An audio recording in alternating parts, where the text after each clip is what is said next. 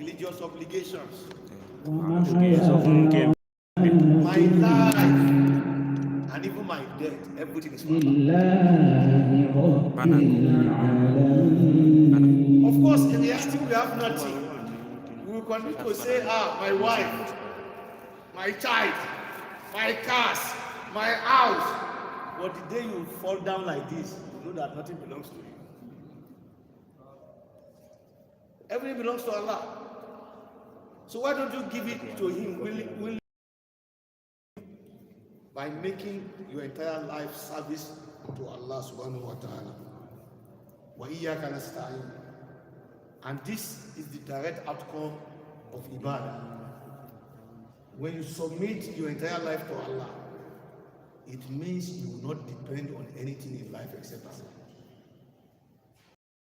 Depend on anything in life except Allah.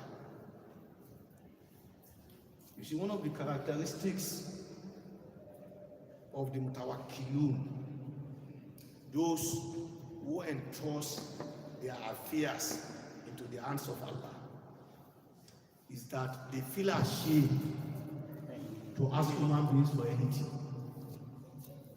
Because I was reading what one of the scholars was saying.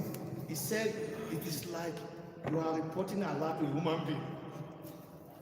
You are telling a human being that Allah cannot do something, please do it for me. See, that is the level of their faith in the majesty of Allah. So they believe that whatever they want, Allah can do it for them, and He will do it in His right time.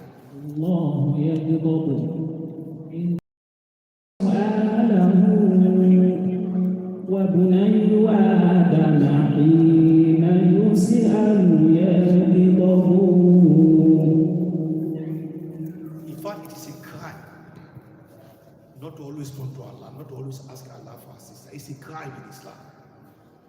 Because Allah is always annoyed, always angry. If you abandon asking Him for your needs. وبني آدم حين يسأل يغضب. وبني آدم حين يسأل يغضب. Paradoxically, when you ask people too much, they become annoyed with you. But Allah is never tired of us. And that is why Muhammad Sallallahu says, one of the reasons why prayers are not answered is when a servant is asking Allah, fastajala, then he became in a hurry. He said, I've been asking him, he has not answered me. I've been asking him, he has not answered me. Fataraka, then he abandoned the prayer. But what you don't know is that Lujja fi du'aika la tadarujaka into ridi shifa'aka indahu dawahu. Lujja fi du'aika la tadarujaka into ridi shifa'aka. Lujja fi du'ahu indahu dawahu. Lujja, you must continue to knock at his door. You must not abandon him. So when he's delaying the answer of your prayer, it's a test. He wants to see how resilient you are, how you truly believe that he's the only one who can grant it. That is what he wants to know.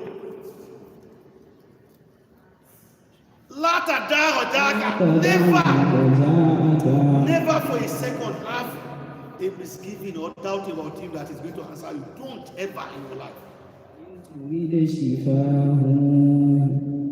Because the way Allah works is that most often when He's testing you, it is when you reach the elastic limit. You see, like Yoruba would say, Teguba leye, relax. Because as you are getting tired, the ego is also getting tired. So continue to push it. Continue. You see, you never survive. That is what Allah wants to test. And when he sees that, yes, this man accepts that I'm the only person, Allah will grant you more than what you ask him. And that is why, if you like, you can join the last part to this part. If you like, you can separate it. Because this second part is actually a bond between Allah and the servant. And the result of that bond is what leads to the third part. That is why Allah is teaching us that our supplication should be directed at Allah subhanahu wa ta'ala. اهدنا الصراط المستقيم اهدنا الصراط المستقيم صراط الذين أنعمت عليهم غير المغضوب عليهم ولا الضالين. You see the distinction. The first part is for Allah. The second part is between Allah and the servant. And the last part is for the servant. قال عز وجل هذا العبد والعبد ما سأل. That is how the hadith started. That is how it ends. This last part is for my servant. And for my servant is assured whatever he asks for, he will get it.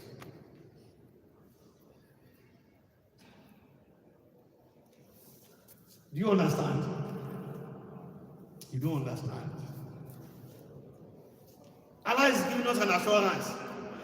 وَمَنْ أَصْدَقُ مِنَ اللَّهِ حَدِيثًا وَمَنْ أَصْدَقُ مِنَ اللَّهِ قِيلًا. Who is better in keeping words than Allah? Who fulfills promises than Allah? Because some people commit suicides because they think the door is closed on them. Whatever they want in life, they think they cannot get it, so they think the next thing is to end it.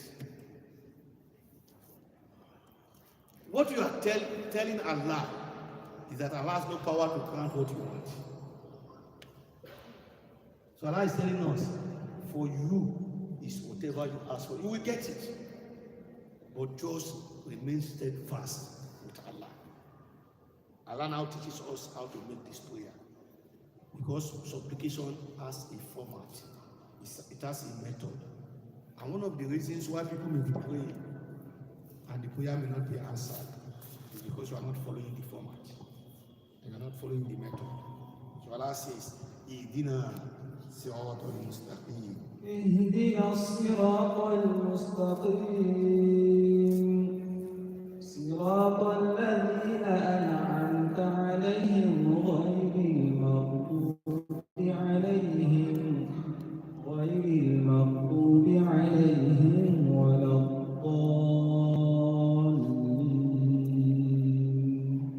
Always call on Allah for hidayah in your life.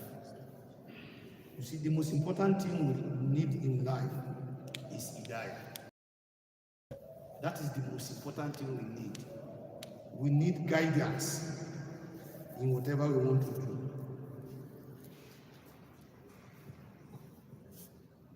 You see, we can have our plans, we can have our ambitions, but it's always good to put it in protective direction of Allah through supplication. That is why Prophet Muhammad has taught us prayers in Islam. One of the things he has taught us is what we call Dua al-Istikhara.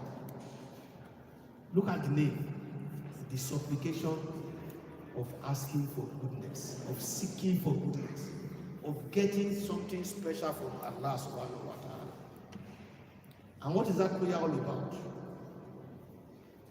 That when you are desiring a thing, always have in mind that asa an takrahu shay'an huwa khayrun lakum wa asa an tuhibbu shay'an huwa sharrun lakum.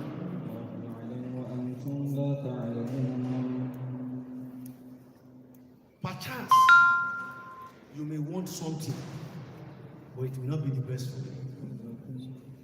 This is the importance of prayer, because most often we always think about what we ask Allah that He has not given, but we don't mention what we never asked for that He gave us. And it never crossed our mind that maybe these things we never asked for He gave us will be the answer to those prayers He has not given us. This is the importance of Hidayah. That you tell Allah, I'm desperate for this sister. You see, when I sleep, I see her in my sleep. In fact, I can't even sleep because of her. Allah, if you know she will be my wife, she will be my life partner, bring us together and make the relationship to be smooth and guide us. But even though she's intoxicating me, if you know that the future will be bleak for the two of us together, that things will be bad, oh Allah, remove that influence from my heart and bring someone better that will be the best for me. You see, this is the problem. Our willingness to accept that we don't have knowledge of the unseen. Now, what you think is the best for you may not be the best. People are going to USA and they are making it. People are going to UK, they are making it, but some people go to USA and go to jail. People go abroad to study, but some people go abroad and they bring back their corpse. So one of the lessons for us as Muslims is that you don't have to be desperate about anything, but put everything in the hands of Allah. Let Him guide you and choose for you the very best. You also want the best, but you think this is the best, but you are not sure whether it is going to be the best eventually. So why don't you put it in the hands of Allah? This is the importance of Hidayah. Hidayah in Islam is divided into two. There is Hidayah at-Tawfiqiyya.